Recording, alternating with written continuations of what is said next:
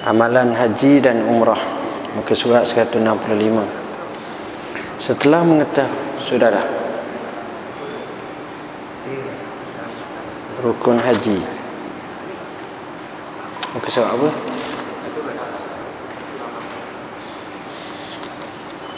Bismillahirrahmanirrahim. Rukun haji. Telah dinyatakan bahawa rukun ialah bahagian-bahagian yang asas bagi semua ibadah. Justru rukun haji merupakan amalan yang sekiranya ditinggalkan satu daripadanya, ibadah haji akan terbatal dan tak boleh digantikan dengan sebarang kifarah dan fidyah. Pertama, ihram. Rukun ini berdasarkan hadis sahih Nabi SAW bersabda, Al-Hajju Arafah, man ja'a lailata jam'in qabla tulu'il fajr faqad adrakal hajj. Haji itu Arafah. Siapa yang datang ke Arafah pada malam perhimpunan sebelum fajar terbit, berarti ia dapat ibadah haji. Justru wukuf di Arafah merupakan teras utama bagi seluruh amalan haji, seolah-olah ibadah haji itu semata-mata wukuf di Arafah. Arafah ialah nama sebuah bukit yang berbanjar menghala ke Mina kira 25 km ke tenggara Makkah. Wukuf di Arafah. Syarat-syarat wukuf di Arafah. Wukuf di Arafah mempunyai syarat-syarat tertentu. Wukuf hendaklah dalam tempoh waktu zuhur hari yang ke-9 Zulhijjah hingga terbit fajar pada hari kurban, raya kurban. Ini berarti seorang yang wukuf di Arafah sebelum atau selepas tempoh tersebut, hajinya tak sah. Dalam hal ini memadai berada di Arafah seketika daripada tempoh wukuf tersebut, sama ada siang ataupun malam. Namun afdal menghimpunkan kedua bahagian siang dan malamnya. Justru siapa yang meninggalkan Arafah sebelum terbenam matahari, dia sunat menyembelih binatang ternakan sebagai dam disebabkan berlainan daripada perbuatan Rasulullah SAW. Wukuf di tempat yang dikehendaki di Arafah. Hal ini berdasarkan hadis Nabi SAW, hahuna waqaftu wa arafatu kulluha mauqif. Maksudnya, di sinilah aku berwukuf dan seluruh Arafah adalah tempat berwukuf. Oleh yang demikian, tak memadai wukuf di Arafah di Uranah yang bertentangan dengan sempadan Arafah, ditandai dengan batu-batu besar. Lakukanlah solat maghrib dan isyak secara jamak takhir di Muzdalifah semasa perjalanan balik ke Mina, kerana ianya perbuatan Rasulullah sallallahu alaihi wasallam. Baik. Antara rukun haji yang pertama namanya ihram. Ihram ni tuan-tuan ada beberapa keadaan. Satu, ihram ni dengan makna seorang tu kita kata dia pakai pakaian ihram. Yang kedua, dia niat ihram di miqat. Dua-dua perkara ni termasuk dalam wajib haji. Termasuk dalam wajib haji. Jadi hak yang rukun haji tu ihram tu sendiri. Maknanya niat ihram. Tapi perbuatan pakai pakaian ihram tu hukumnya wajib. Ada orang tak pakai. Ada orang yang kedua, niat ihram tu mesti di miqat, tapi ada tajawuz miqat, melepasi miqat. Maka pada masa itu dia anggap ketika itu dia ni telah berwukuf di dia telah melampaui miqat, dia telah ihram tapi dia telah melanggar apa yang Nabi sebut ataupun apa yang disyariatkan, jadi dia kena bayar dam. Ihram tu kena tengok. Kalau niat ihram, niat berihram tu, niat tu adalah wajib. Tapi tempat niat rukun, tempat niat tu di miqat, pakaian ihram itu termasuk dalam wajib lah. Dia mesti kena pakai macam tu. Yang kedua, isu berkenaan dengan wukuf di Arafah. Wukuf di Arafah ni maknanya dia berhenti sekejap, dia berhenti sejenak untuk dia wukuf di Arafah. Tengok tuan-tuan, wukuf di Arafah ni istimewanya cukup besar. Tuan-tuan, satu-satunya ibadat dalam Islam, kalimah wukuf ni berlaku pada masa haji sahaja. Wukuf. Bila wukuf tu, dia memberi signal dan makna yang banyak. Salah satu makna wukuf adalah tetap, duduk, berhenti. Salah satu makna wukuf juga maknanya berdiri. Jadi orang yang duduk di Arafah ni, dia berhenti sejenak, seketika. Tujuannya dia talakan dan dia tawajuhkan kepada Tuhan. Dan Arafah ni, bila mana orang tu berhimpun di situ, seolah-olah nak memberi satu gambaran, disitulah tempat perhimpunan yang terbesar ummah dalam sejarah kemanusiaan. Tahunan, tempat yang paling ramai sekali orang berkumpul, situlah, bukan tempat lain. Tempat lain kena paksa, tempat lain kena ajak, tapi di situ nak sekat pun orang nak pergi. Wukuf di Arafah, dia pelik, suasananya adalah amat-amat hebat. Dan masa berwukuf di Arafah ni lah sebenarnya kita munajat pada Tuhan, dan dia di antara sebagai rukun terbesar haji. Yang membezakan dengan yang lain, wukuf.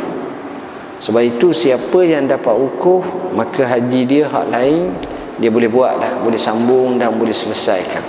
Tapi kalau wukuf ni tak selesai, masalah. Ataupun dia terlewat balik, selewat sampai, tak boleh lah. Wukuf. Dan masa wukuf ni lah juga menggambarkan kepada kita setakat mana keadaan kita. Ada orang masa wukuf tu dia banyak diam, banyak tidur. Rugi orang wukuf macam ni. Ada orang banyak berdoa, untung. Tapi saya tengok orang yang paling hebat dalam wukuf ni adalah pekerja-pekerja yang membantu orang lain untuk berwukuf, di kalangan para medik, doktor dan juga mereka ni. Sebab mereka sanggup korbankan masa mereka untuk wukuf. Dia layang orang. Kawan tu susah. Orang-orang yang uzur pun kadang-kadang dibawa dengan ambulans, dia layang. Hak sakit, hak ni, bawa. Walaupun seketika cuma. Jadi kerja mereka tu kerja yang cukup berat. Dan dia terpaksa menggadaikan betapa banyak masa dia kerana layang orang tua, orang-orang uzur, orang yang sakit seperti ini. Atas asas ni lah kita tengok sebenarnya dalam berwukuf, dalam bermunajat, dia sempat bantu orang. Itu mahal dia, orang lain tak. Dan orang yang paling malang apabila dia tidur masa wukuf, dia tak buat apa-apa, dia sekadar duduk dalam kemah tidur, lepas tidur, ataupun dia berbuat banyak, bincang macam-macam isu, tapi dia terlupa untuk ibadat kepada Allah. Maka orang ini adalah orang yang rugi sekali. Sehingga ada satu kisah tu, ada orang sedang meminta-minta pada masa berwukuf. Fudail bin Iyad menyatakan, kamu tak malu kepada Allah ke? Saat orang lain minta kepada Allah, kamu minta kepada manusia. Tengok tuan-tuan, daripada situ fahamlah kita betapa wukuf ni sepatutnya kita ambil peluang sebaik-baiknya untuk abdikan diri kepada Allah, untuk jadikan masa wukuf tu benar-benar kita manfaatkannya. Orang-orang yang hebat, dia akan guna sepenuhnya. Perangai Nabi masa wukuf, dia akan pastikan pada masa selepas asar, selepas mayang asar, selepas mayang, dia masa tu Nabi buat haji sekali je. Hari tu hari Jumaat. Masa hari wukuf hari Jumaat, Nabi sembahyang jamak qasar antara zuhur dan asar pada hari Jumaat, tapi disertai dengan khutbah. Selepas mayang, Nabi terus masuk Arafah. Masa Nabi khutbah, Nabi tak masuk Arafah. Nabi khutbah tempat sekarang ni di masjid. Masjid yang duduk di Arafah ni dia pelik, namanya Masjid Namirah. Masjid Namirah ni belah depan tu bukan Arafah, setengah belakang baru Arafah. Dah apa buat masjid peliknya?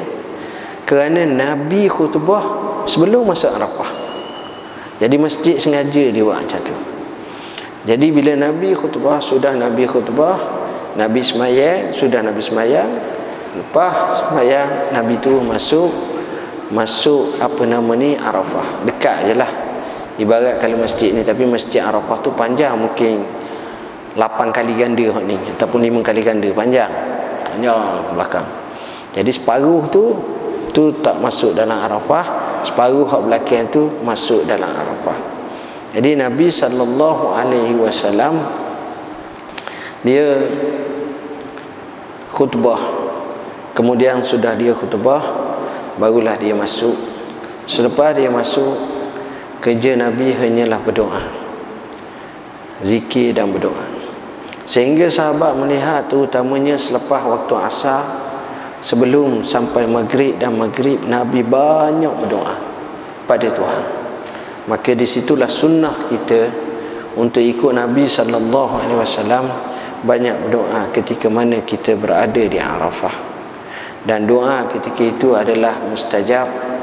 Kemustajaban itu terhenti khusus utamanya kepada jemaah haji yang duduk di Arafah, yang duduk dalam keadaan macam tu, dalam keadaan berwukuf, kerana terhimpung padanya banyak perkara yang menyebabkan doa mustajab. Pertama, mereka musafir. Kedua, mereka dalam keadaan berkelana dan ketiga, mereka dalam ibadat. Keempat, mereka mengikut sunnah Nabi. Kelima, mereka ini mengangkat tangan berdoa kepada Tuhan. Jadi termasuk juga pada masa tu, waktu tu adalah waktu Arafah yang dinaskan kepada mereka. Jadi itulah istimewanya. Sebab itu jemaah haji dia bukan dipanggil jemaah biasa, tapi dipanggil Duyufur Rahman, tetamu Tuhan. Kita ni pergi negeri lain jadi tetamu orang, tetapi bila pergi ke Mekah, Duyufur Rahman. Dan kita akan dengar di Mekah ni cerita yang macam-macam. Orang pergi biasa sampai Mekah, dia balik, dia akan ada cerita, ada orang jamu dia. Walaupun dia bukan janji-janji, ada orang ni jamu, ada orang tu jamu. Kadang-kadang, bukan mesti tiap-tiap hari jamu, tapi sekurang-kurangnya sekali adalah cerita hak dia kena jamu. Dah balik orang tahu ni istimewanya Mekah. Dan Mekah ni peliknya, kita balik sampai airport nak pergi Pulau, ada orang tu turun kapal terbang, aku nak pergi mula Mekah. Walaupun masa dia duduk Mekah tu 14 pasang selipar dia hilang, tapi nak pergi Pulau, dia tak kira. Tu sifat yang Allah jadikan hati manusia, cintakan Kaabah, cintakan Mekah, rindukan Mekah. Itu hebatnya.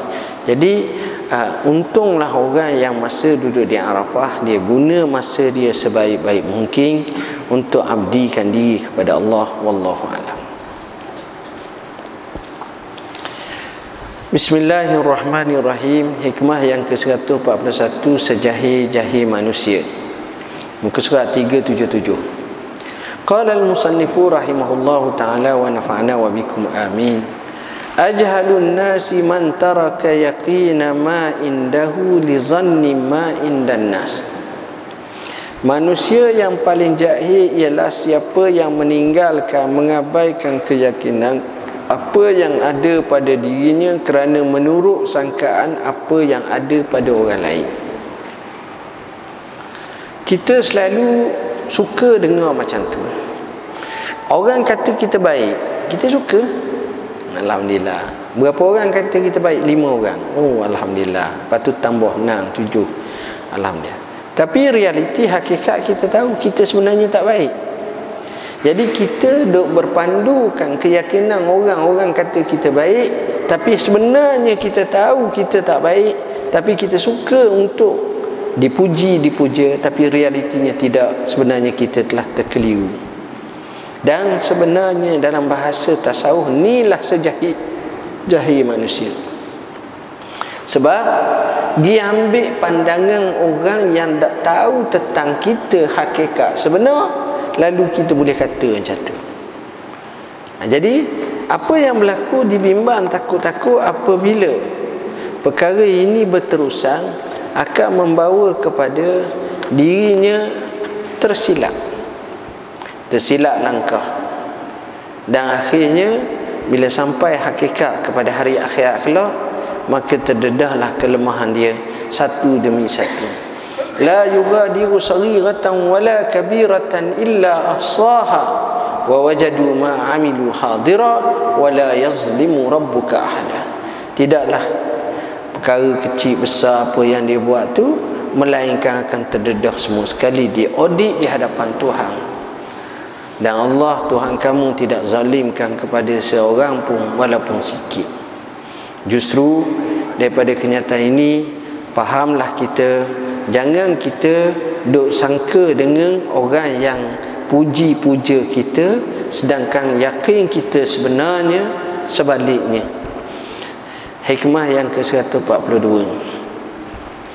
Iza atlaqas sanaa alaika walasta bi ahlin fa asni alaihi bima huwa ahlu. Apabila Allah SWT menjadikan lidah orang memujimu padahal kamu tak layak dipuji, maka hendaklah kamu memuji Allah dengan pujian yang layak baginya. Bila mana Allah SWT nak puji, orang puji kamu, kamu tahu kamu bukan layak, maka pujilah kepada Allah. Orang kata kita alim, kita bijak, kita hebat, kita tahu kita ni lemah banyak. Hak hebat sebenarnya Allah. Jadi kita alhamdulillah, Allah yang beri kita hebat sikit, sebenarnya Allah lah yang hebatnya. Jadi apa benda kita nak nampak kitanya?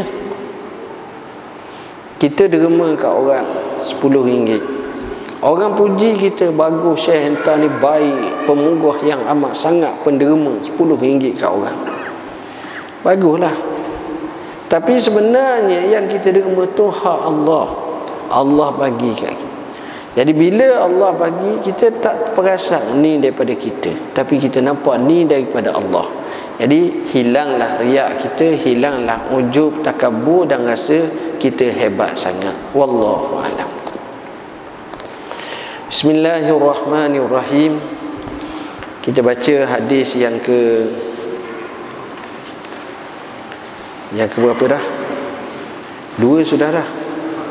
Yang hadis yang kelima pula. Hari ini hadis yang kelima.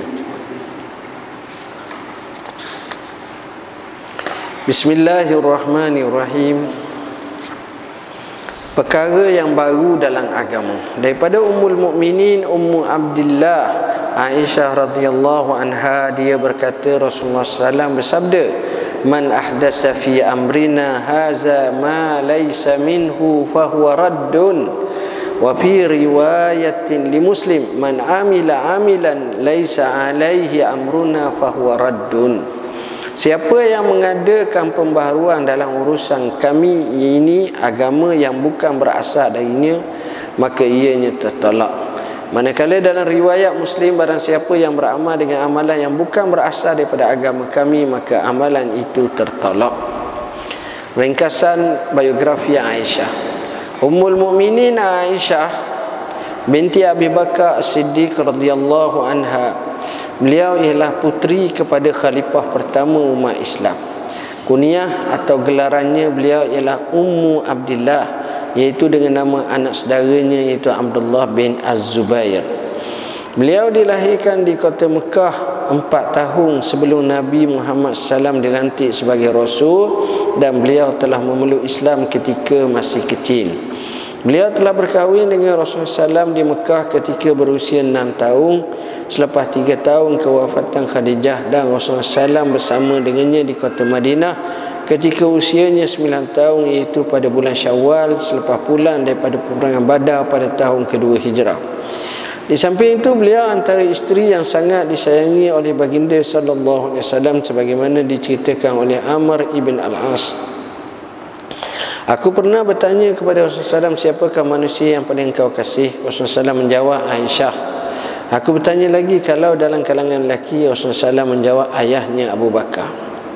Selain itu, beliau merupakan salah seorang isteri Rasulullah SAW yang faqih, alim, cerdik dan banyak meriwayatkan hadis daripada Rasulullah SAW, iaitu sebanyak 1210 hadis. Ini kerana beliau juga merupakan tempat rujukan para sahabat yang besar dalam bertanya soalan-soalan berkaitan agama seperti fiqh, faraid dan perkara-perkara yang berkaitan dengan amalan Rasulullah SAW ketika berada di dalam rumah. Hal ini diceritakan oleh Urwah bin Az-Zubair. Aku tak pernah melihat orang yang lebih faqih dalam ilmu agama, perubatan dan syair berbanding Aisyah radhiyallahu anha.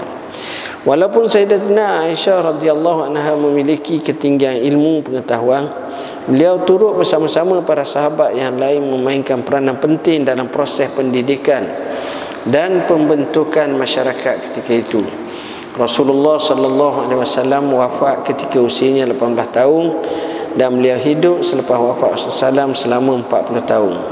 Antara kisah yang masyhur tentang Aisyah ialah kisah beliau dituduh melakukan zina dengan seorang sahabat bernama Safwan ibn Mu'attal As-Sulami selepas berlakunya perang Bani Mustalik. Kisah ini telah dirakam dalam Al-Quran. Antara pujian dan kelebihan Aisyah radhiyallahu anha, Atta telah berkata Aisyah radhiyallahu anha adalah antara orang yang faqih, orang yang paling tahu tentang suatu perkara dan orang yang paling baik dalam memberi pendapat. Masruq berkata tentang Aisyah radhiyallahu anha, telah berkata kepadaku As-Siddiqah, anak kepada As-Siddiq, kekasih Rasulullah SAW yang dibebaskan daripada langit. Az-Zuhri telah berkata, jika dihimpunkan ilmu Aisyah radhiyallahu anha dengan ilmu para isteri Nabi sallam dan ilmu wanita-wanita lain, nescaya ilmu Aisyah radhiyallahu anha itu lebih baik. Aisyah radhiyallahu anha meninggal dunia di kota Madinah pada tahun 57 Hijrah. Beliau telah dimakamkan di perkuburan Baqi' selepas salat witir pada bulan Ramadan. Abu Hurairah telah menyembahyangkan jenazahnya yang ketika itu beliau adalah gubernur di kota Madinah pada zaman pemerintahan Marwan bin Al-Hakam. Dikatakan terdapat 5 orang sahabat yang telah turun ke kubur Aisyah radhiyallahu anha. Mereka ialah Abdullah bin Az-Zubair, Urwah bin Az-Zubair, Al-Qasim bin Muhammad, Abdullah bin Muhammad bin Abi Bakar dan Abdullah bin Abdurrahman bin Abi Bakar. Semua ni anak-anak saudara dan cucu-cucu saudara kepada Aisyah radhiyallahu anha. Dan mereka ni orang yang hebat, yang cerdik, yang faqih, yang gagah, yang berani. Baik. Keistimewaan hadis. Hadis ini adalah kaedah agung antara kaedah agama dan sebahagian daripada jawami al-kalim. Hadis ini merupakan salah satu daripada asas yang penting dalam Islam. Seperti mana hadis semua amalan adalah dengan niat, merupakan neraca kepada setiap amalan manusia pada batin, di mana setiap amalan yang tak bermatlamatkan keredaan Allah, maka pembuatnya tak akan diberi pahala. Begitu juga dengan hadis ini, ia merupakan neraca kepada amalan zahir, di mana semua pekerjaan yang bukan daripada suruhan Allah dan Rasulnya, maka ia adalah ditolak. Setiap orang yang mengada-ngadakan sesuatu yang tak dibenarkan oleh Allah dan Rasulnya dalam urusan beragama, maka ia bukanlah daripada agama ini. Ulama dan hadis ini. Imam Nawawi berkata hadis ini sewajarnya dihafal dan dijadikan hujah bagi menghapuskan kemungkaran. Ibn Daqi al-Ain berkata hadis ini semestinya mendapat perhatian lebih dengan cara menghafal, menyebarluaskan dan menggunakannya bagi menumpaskan semua bentuk kemungkaran. Ini kerana hadis ini mencakupi semua perkara itu. Ibn Hajar rahimahullah pula berkata hadis ini merupakan salah satu kaedah yang terdapat dalam Quran, dalam Islam, dan manfaatnya amat luas dipandang dari sudut lafzinya kerana ia adalah mukaddimah umat bagi setiap dalil yang digunakan untuk menerbitkan hukum syarak. Ibn Rajab Al-Hambali berkata hadis ini merupakan usul yang agung daripada usul Islam. Ia adalah seperti neraca bagi amalan pada zahirnya. At-Tufi berkata hadis ini sesuai dinamakan separuh daripada pelbagai dalil syarak. Ini kerana dalil syarak tersusun daripada 2 mukaddimah dan 1 maksud yang dikandaki daripada dalil itu, sama ada mengisbatkan suatu hukum atau menafikannya. Hadiun Nabawi dan istifadah hadis. Pertama, Imam Nawawi telah memberikan pengertian bid'ah seperti berikut. Bid'ah dibaca dengan baris bawah ada huruf ba pada huruf ba. Dari segi istilah syarak bermaksud mencipta suatu amalan ibadah yang tak wujud pada zaman Nabi. Bid'ah terbagi kepada bid'ah yang baik dan bid'ah yang keji. Definisi bid'ah dalam perkara ibadat menurut Imam Syatibi, suatu jalan dalam agama yang dibuat-buat tanpa ada dalil yang menyerupai syariat.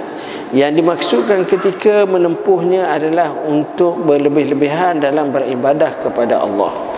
Bid'ah dalam perkara adat menurut Imam Syatibi, suatu jalan dalam agama yang dibuat-buat tanpa ada dalil yang menyerupai syariat. Yang dimaksudkan ketika melakukan adat adalah sebagaimana niat ketika menjalani syariat.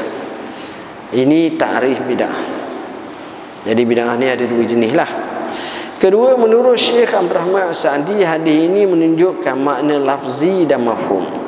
Secara lafzi, hadis ini menunjukkan segala amal perbuatan yang diadakan dalam urusan agama yang tidak ada dasarnya dalam Quran maupun sunnah akan ditolak. Bid'ah mungkin dalam bentuk perkataan atau fahaman seperti Jahmiyah, Rafidah, Mu'tazilah. Adapun berbentuk bid'ah amaliyah seperti melakukan ibadah yang tidak disyariatkan oleh Allah dan Rasulnya.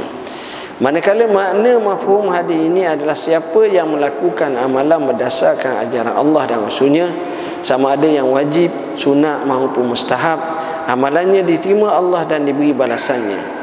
Ketiga, Imam Syafi'i berkata, apa yang diada-adakan dan menyanggahi Al-Quran, sunnah, ijma' atau asar, maka ia adalah bid'ah yang sesat.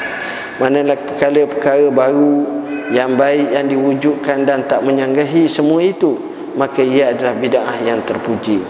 Ibnu Daqi Al-Aid rahimahullah berkata, ada pun perkara yang merupakan cabang daripada persoalan dasar usul yang tidak terkeluar daripada sunnah tak tercakup dengan hadis ini.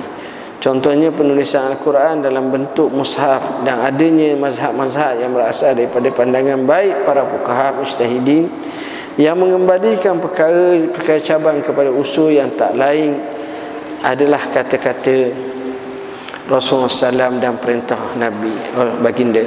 Maka semua itu tidak termasuk kategori yang dimaksudkan dalam hadis ini.